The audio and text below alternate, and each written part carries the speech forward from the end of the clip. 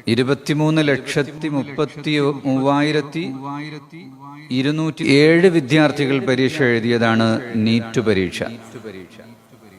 എത്രമാത്രം നീറിയിട്ടാണ് അവർ പരീക്ഷ എഴുതുന്നത്.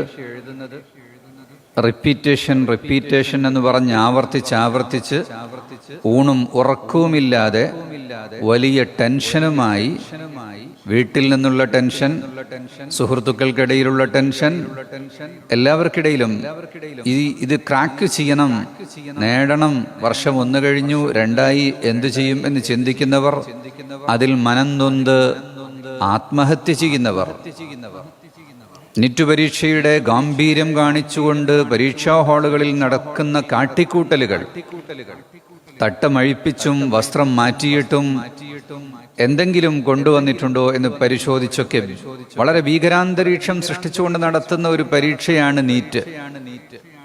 അങ്ങനെയുള്ളൊരു പരീക്ഷയുടെ റിസൾട്ട് വന്നപ്പോൾ ഉണ്ടായ ഏറ്റവും ഖേദകരമായൊരു സംഭവം നമ്മുടെ നാട്ടിൽ, ഇലക്ഷന്റെ ഏറ്റവും പ്രമാദമായൊരു ഇലക്ഷന്റെ റിസൾട്ട് വരുന്ന ആ തിരക്കിനിടയിലാണ് നീറ്റിന്റെ റിസൾട്ട് വരുന്നത്.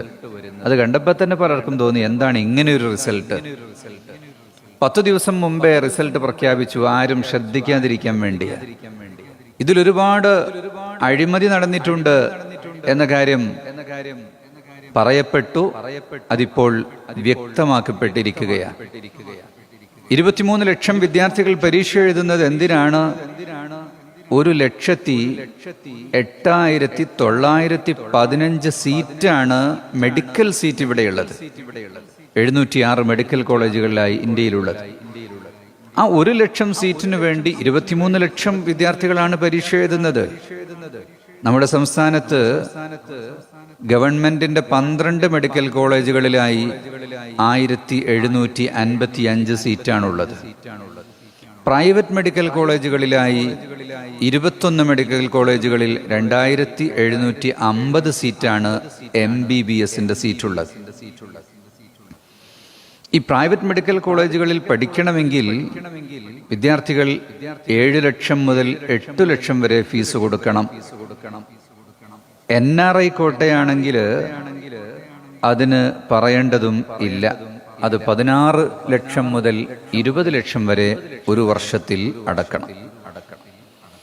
അപ്പൊ അങ്ങനെയുള്ള പ്രയാസമോർത്തുകൊണ്ട് ഒരു ജോലി സമ്പാദിക്കണം, സേവനം ചെയ്യണം എന്നൊക്കെ ചിന്തിച്ച് മെറിറ്റിലൂടെ പാസ്സാകാം. 1 കോടി രൂപ പ്രൈവറ്റിൽ മുടക്കേണ്ടതിന് പകരം സർക്കാർ ഏർപ്പെടുത്തിയ കോളേജുകളിൽ വളരെ ചെറിയ ഫീസ് കൊടുത്തുകൊണ്ട് പാസ്സാകാം. 25,000 രൂപയാണ് അതിൽ ഫീസ് അടക്കേണ്ടത്.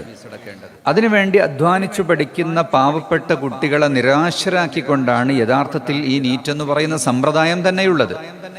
പണക്കാർക്ക് മാത്രം എത്തിപ്പിടിക്കാൻ പറ്റുന്ന രീതിയിൽ വലിയ ഫീസുകൾ വാങ്ങി സിനി സ്റ്റാറുകളെയും മറ്റും വെച്ച് പരസ്യം ചെയ്തുകൊണ്ട് ഒരു മായ തീർത്തുകൊണ്ടാണ് യഥാർത്ഥത്തിൽ ഇത് നടത്തുന്നത്. അങ്ങനെയുള്ളൊരു പരീക്ഷ നടത്തിയിട്ട് പരീക്ഷയുടെ തലേന്ന് കുട്ടികൾക്ക് ക്വസ്റ്റ്യൻ ചോർത്തിക്കൊടുക്കുക, ചില വിദ്യാർത്ഥികൾക്ക് സ്വന്തം പോക്കറ്റിൽ നിന്ന് മാർക്കിട്ട് കൊടുക്കുക, അതിനവർ സമയം വൈകിയിട്ടുണ്ട്, അവർക്ക് എഴുതാൻ സമയം കിട്ടിയില്ല എന്നുള്ള ന്യായങ്ങൾ പറയുക. അങ്ങനെയുള്ള വളരെ മോശമായ ഒരു കഥയാണ് നമ്മുടെ നാട്ടിൽ നടന്നിട്ടുള്ളത്. ഇതൊരു അമാനത്തിലുള്ള വഞ്ചനയാണ്. അമാനത്തിൽ വഞ്ചനയാണ്. വിശ്വസിക്കുന്നവരെ വഞ്ചിക്കുക എന്ന് പറയുന്നതാണ്. വിദ്യാർത്ഥികൾ നമ്മുടെ അമാനത്താണ്.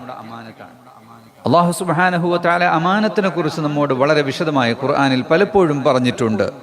ഇന്നല്ലാഹ യഅ്മുറുക്കും അൻ തുഅദ്ദുൽ അമാനാതി ഇലാ അഹ്ലിഹാ. അമാനത്ത് പാലിക്കണം, അമാനത്ത് പാലിക്കണം. വിദ്യാർത്ഥികൾ നിങ്ങളുടെ കയ്യിലുള്ള അമാനത്താണ്. ഷെയർ ഹോൾഡേഴ്സ് നിങ്ങളുടെ കയ്യിലുള്ള അമാനത്താണ്. ഭരണീയർ ഭരണാധികാരികളുടെ മുന്നിലുള്ള അമാനത്താണ്. ബാങ്കുകാരന്റെ കയ്യിലുള്ള അമാനത്താണ് അവിടെ നൽകുന്ന പണം. വാഹനത്തിൽ കയറിയവർ ഡ്രൈവറുടെ കയ്യിൽ അമാനത്താണ്. അവരെ സുരക്ഷിതമായ സ്ഥാനത്ത് എത്തിച്ചു കൊടുക്കണം. ഇങ്ങനെ അമാനത്ത് മനുഷ്യന്റെ ജീവിതത്തിൽ മുഴുക്കെ നിറഞ്ഞു നിൽക്കേണ്ടതാണ്.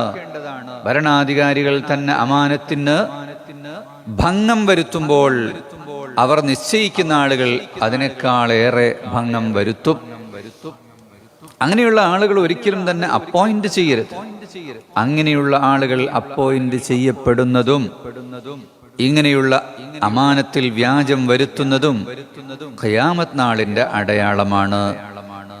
നെറ്റ് പരീക്ഷ ക്യാൻസൽ ചെയ്യപ്പെട്ടു. നെറ്റ് പരീക്ഷയിൽ 10 ലക്ഷത്തോളം ആളുകളാണ് പരീക്ഷ എഴുതുന്നത്. അവരിനി എത്ര അധ്വാനിച്ച് എത്ര സമയവും പണവും മുടക്കി. ഗവൺമെന്റ് തന്നെ എത്രമാത്രം ഈ ഒരു പരീക്ഷയ്ക്ക് വേണ്ടി പണം മുടക്കണം. നമുക്കറിയാം, നമ്മുടെ 15,000 വിദ്യാർത്ഥികളുടെ പരീക്ഷ ഷേഖ് അബൂബക്കർ ഫൗണ്ടേഷന് വേണ്ടി ഇന്ത്യയിലുടനീളം എല്ലാ സംസ്ഥാനങ്ങളിലും ഇന്ത്യക്കാരുള്ള വിദേശ രാജ്യങ്ങളിലും നടത്തിയപ്പോൾ ആവറേജ് ഒരു കുട്ടിക്ക് 150 രൂപ നമുക്ക് ചെലവായിട്ടുണ്ട്.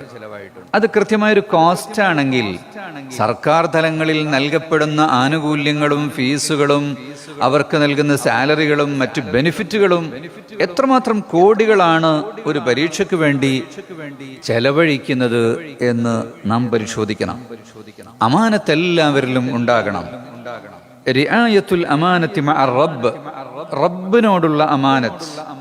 അല്ലാഹു തആല കൽപ്പിച്ച കാര്യങ്ങൾ അനുസരിച്ച് ജീവിക്കുക, അവൻ വിരോധിച്ച കാര്യങ്ങൾ ഒഴിവാക്കുക എന്നതാണ്. മനുഷ്യന്റെ ഓരോ അവയവത്തിനും അമാനത്തുണ്ട്.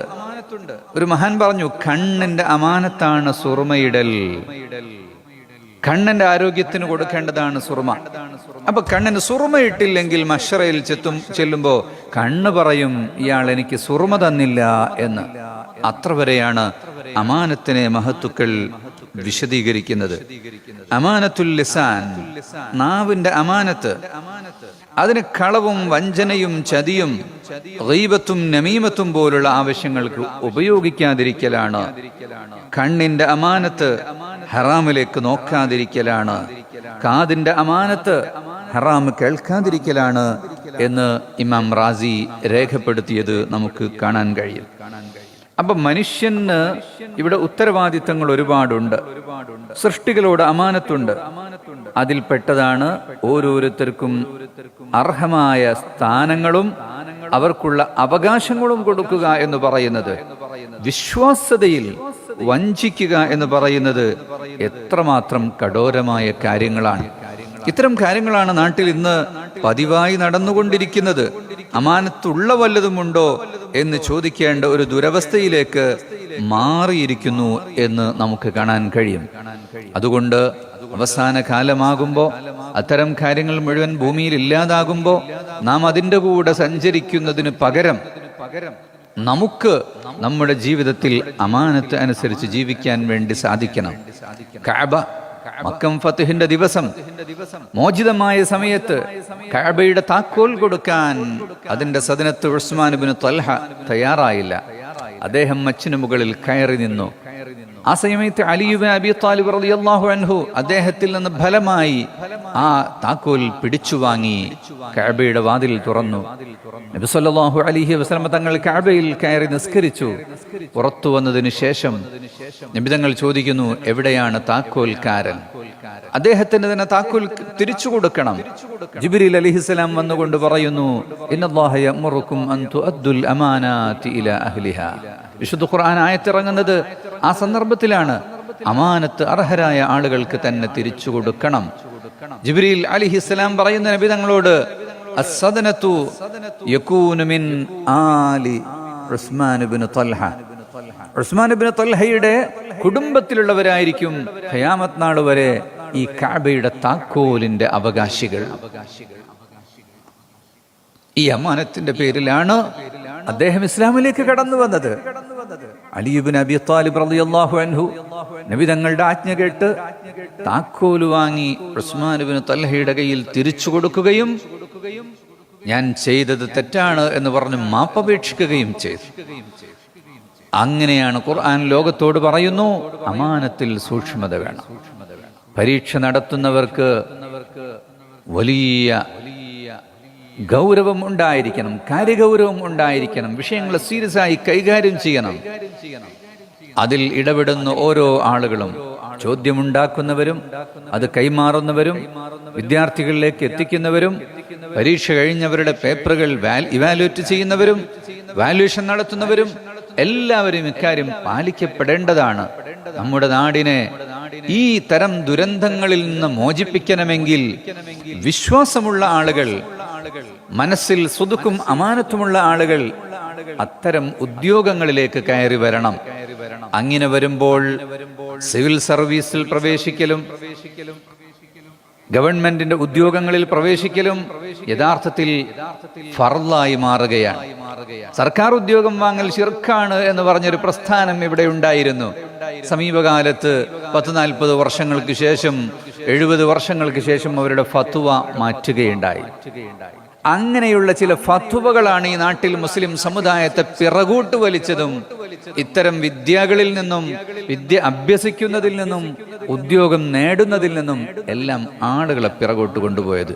എന്തിനും ഫത്വ കൊടുക്കാൻ ഇവിടെ രംഗത്തു വരുന്ന ബിദ്ഈ കക്ഷികളുടെ അത്തരം നിലപാടുകൾ, ഖുർആൻ ദുർവ്യാഖ്യാനം ചെയ്തുകൊണ്ട് എന്തിനും ഏതിനും ഫത്വ കൊടുക്കുന്ന നിലപാടുകളാണ് ഇത്തരം ആശയത്തിലേക്ക് ആളുകളെ എത്തിക്കുന്നത് എന്നുകൂടി നാം മനസ്സിലാക്കണം.